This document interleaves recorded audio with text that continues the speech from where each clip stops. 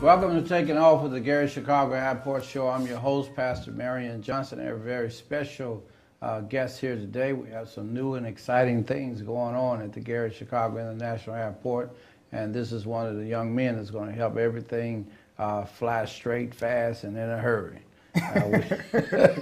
We're glad to have you here today, Attorney Shontrai Irving. Shontrai Irving.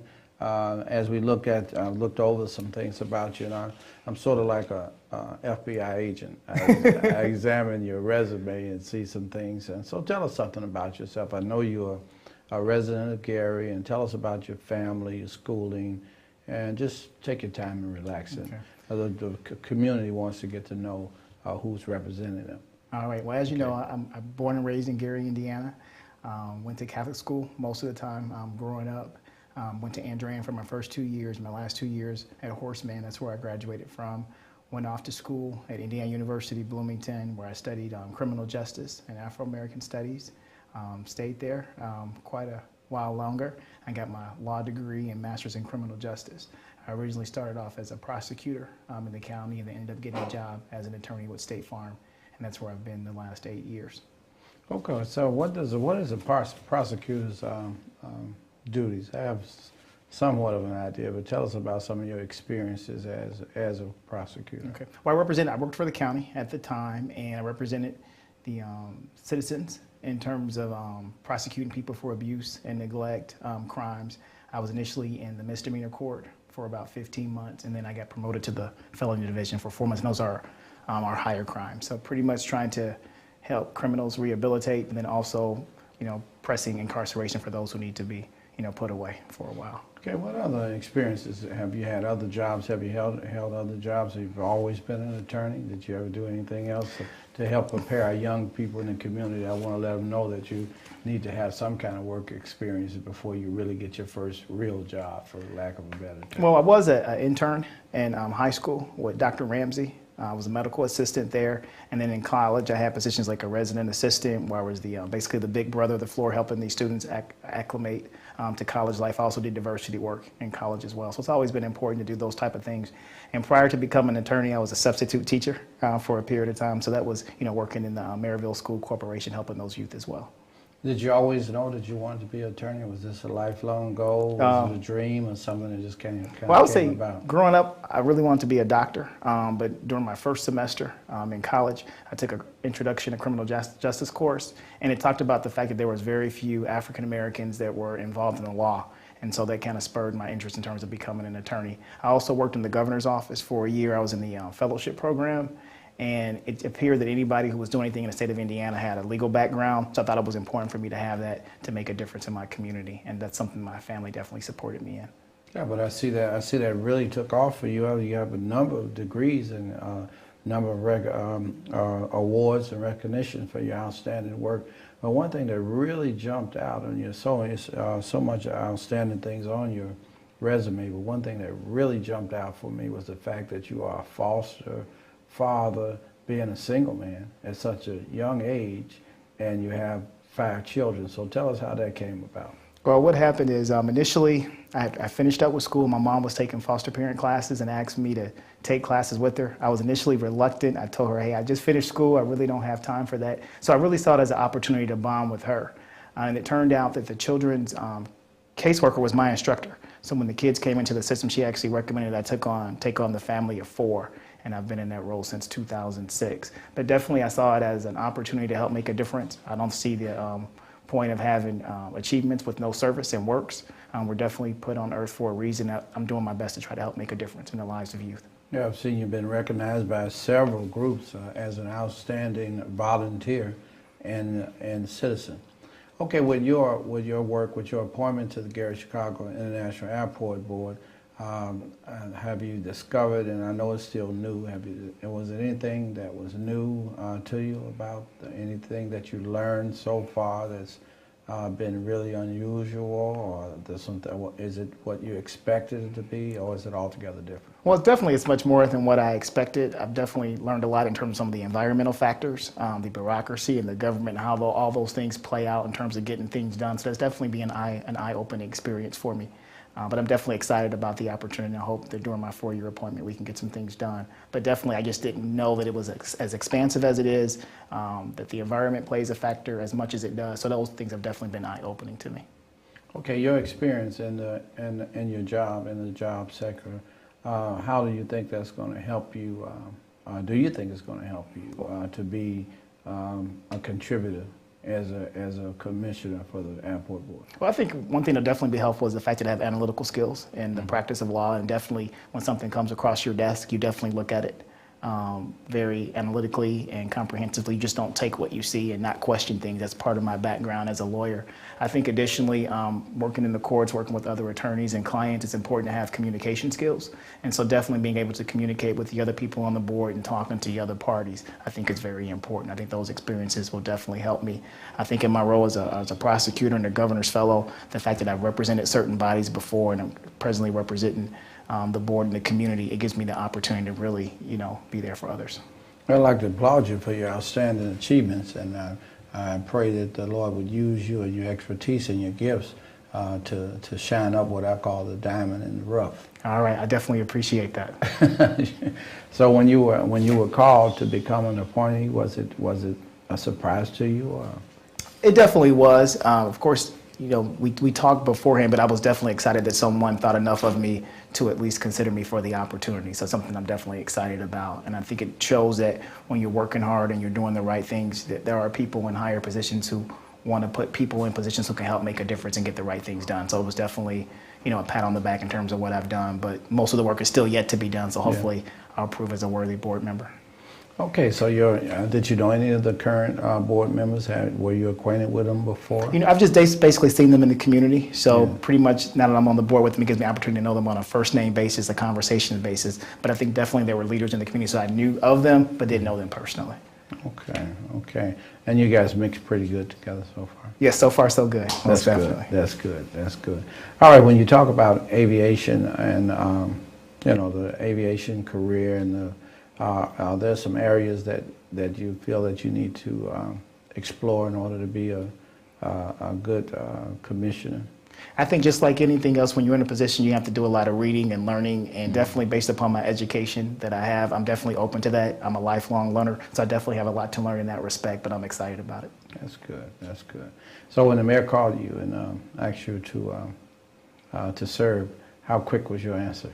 My answer was an emphatic yes, but of course I had to, talk to my, my employer and things of that nature. But definitely something I wanted to do. And when the mayor calls, I'm in no way the person who's going to say no. Okay. How long have you been at State Farm? I've been with State Farm for 8 years. I've been there 8 years. How's that experience been? It's been absolutely wonderful, like a good neighbor. State Farm is there, but it's definitely been a place where I've been able to grow as a professional and stay involved in the community. Those are two things that I'm definitely passionate about, and I definitely enjoy representing people, my clients, as an attorney. Okay, it's been some changes. Well, not some changes. It's been quite a few changes. How do you feel about our newly appointed interim director? I think she's great for the position. She definitely has a legal background as well, so definitely I think we'll see things very much in the same way. And because of the position she's held before and who she's actually worked for, and the fact that she knows the players at stake, I think it'll be a great opportunity for the city and for the community as a whole.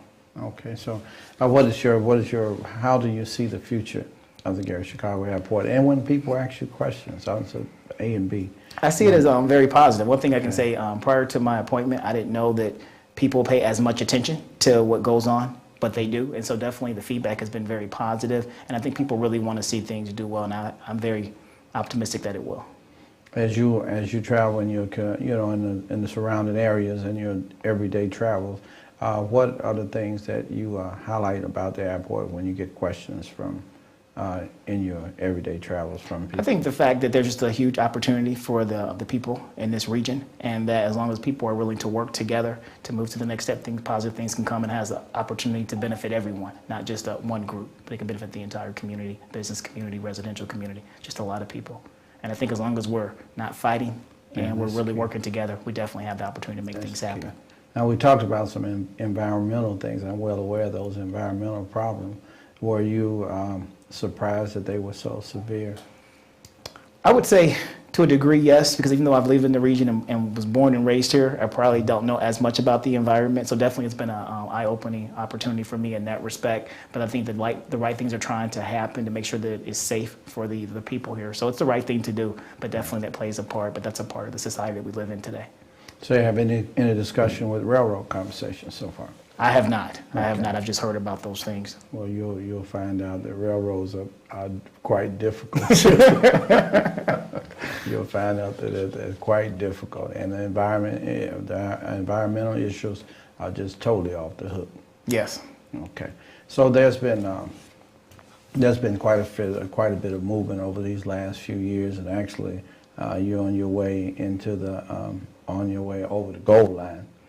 But you'll find out there's some other things that are hidden under the airport. When you would drive by the airport before you were appointed, how did you perceive that things were going there? Did you think anything was going on? Did it look like anything was going on? Well, I know there's been certain carriers that have been there, like Allegiant was there before, and so I've known people who have actually used it and talked about just how nice it was and how they were able to get through I guess whatever checkpoints they had to fairly easily. I personally had never used the airport before, so it was just basically a hidden resource to me. So I'm happy that now I pay more attention to it, and hopefully people that I know as well will do the same. Okay, so you're going to be a promoter, I know. Most definitely, most definitely. It's almost to the point where you have to be a cheerleader for the airport. All right, that's because definitely. People don't see, they ride by and they see as though it's nothing happening, but there's something happening there all the time. Most definitely. All the time. So have you had any information that you give did you get any information from the build out? Do you have that, did they give you from where it started to where it is now? We actually had a training session in early September, so they gave us a lot of information at that point. I still am reviewing a lot of that information, so I just feel more comfortable in terms of what I know. But definitely the process has been going for quite a bit of time, and there are definitely a lot of things that are going on positively in terms of businesses, et cetera. But then we have a long way to go for the next step. Okay, so how do you feel about the opportunities around the airport? I think they're great. I think it's a hidden gem, like you said, a diamond in the rough. I think definitely there are people who want to see it do well, but I think it's just a matter of getting all the parties on the same page and in terms of moving forward. So doing the right thing, still moving forward, but making sure that we're checking the right boxes.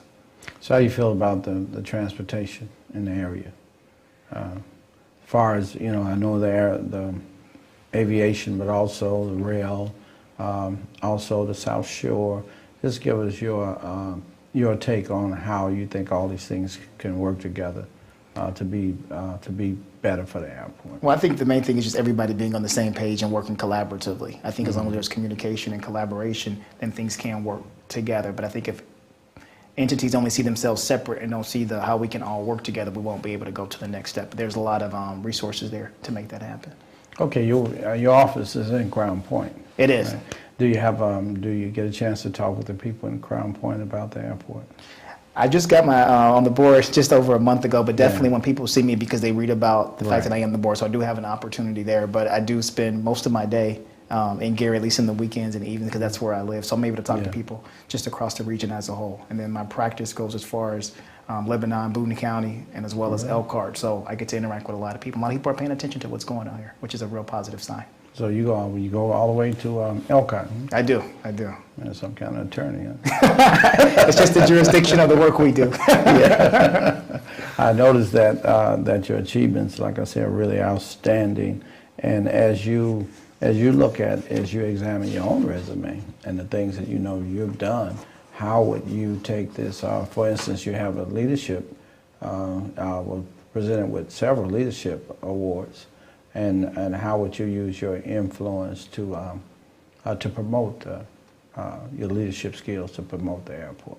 I think the biggest thing is talking to people that I do know and encourage them to kind of support the initiatives that we're doing. I think the other thing is when you know people who are in various positions, they have the opportunity to have dialogue with you, so they can help you think through things, and you can bring those to the board and other parties as well. So I think the biggest thing is just letting them know what I'm doing, staying very positive about that and energetic, and just saying, hey, I'm willing to move forward. What can you do to help us as well? Okay. So you mentioned also that your parents are from Gary. Yes. So what did they do to help you be as outstanding as you are? Well, what I'll tell you, my mom's Renee Brazelton, my dad, Dennis Irving, but they definitely just raised me to always believe in myself that you could do anything, and that's how I've always been. I always take on a lot of responsibility. Like to say yes and do things, but definitely was inspired by my grandparents. Reginald Pickett and Helen Pickett, both are deceased now, but they always were very supportive of me in terms of my education and doing the right things. And I think as a young person, when people are encouraging you to do well and they're definitely supportive of you, it makes you believe that you can do great things. And so I don't think I'm anywhere near where I would hope to be in the end, but definitely by having that support at home, it's made me believe that I can do anything. And if I'm around people who help me, I'm able to. And I can just say part of being able to accomplish things is having a great team around you. And definitely with my aunt, Bridget, my mom, my grandparents, my friends, they've just been so supportive. So I appreciate them so much. Well, I kind of favor the name Bridget because my oldest daughter's name is Bridget. So I like all Bridgets. Yes. I'm just crazy about the Bridgets because that's like I say, it's my oldest daughter's name. Now, had you worked on any other boards before? Had any experience of any commissions? Yes, I have. I'm actually on a Supreme Court CLE commission. I was appointed to that in 2012. And what is your role in that? Basically, for lawyers, we have to do continuing legal education. There serves a board of volunteer attorneys, and what we do, we look over the programs for judicial education and lawyer education to make sure that lawyers and judges are in a place where we can best represent our constituencies. So I sit on that board. I'm in my second year in that term on that. And I was also on the Gary Community Improvement Association. I was a board member with them from 2008 to 2012. And that's just basically helping resources in the community. The organization that we first made acquaintance that we didn't know we passed by each other and saw each other.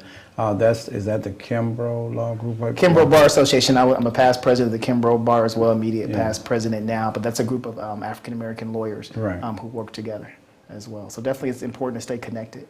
I didn't realize we had that many lawyers in the area. We do. I really didn't, and the judges were there also. Yes. So that's an outstanding achievement.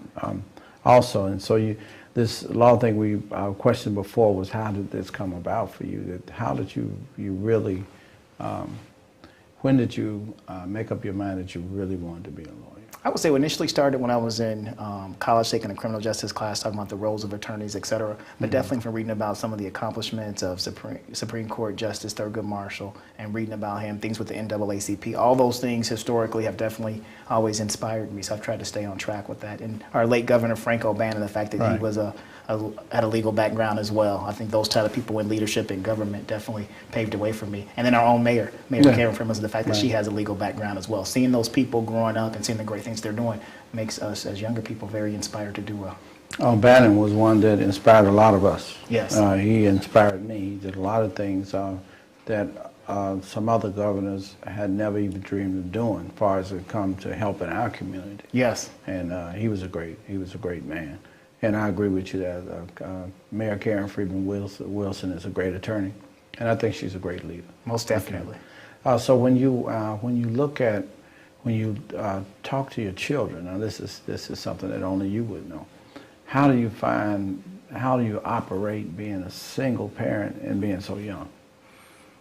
Well, I think the biggest thing is I think the youth helps me because it probably helps to make me more patient and the fact that I can relate to them in terms of the things that they have to go through. But the biggest thing is 4 of the 5 youth that I work with are African American males, and I think it's important to them to know that, hey, there's another African American male who really cares enough about me to make a sacrifice to make my life better. And so I see myself as a pivotal role in terms of their future development to know I'm here to help. And if I'm on earth and I'm too busy and trying to accomplish things for myself but not thinking about the next generation, then I'm just really wasting the resources that God has blessed me with. So I just see it as a responsibility to help them. I salute you and applaud you for that because in our communities, and not just Gary, it's all over the country, there's a strange absence of men when it comes to children. And like I said, with my grandfather Reginald Pickett, my uncle Stephen Pickett, they always played such a positive role in my life. The least I could do is try to help others as well. Okay.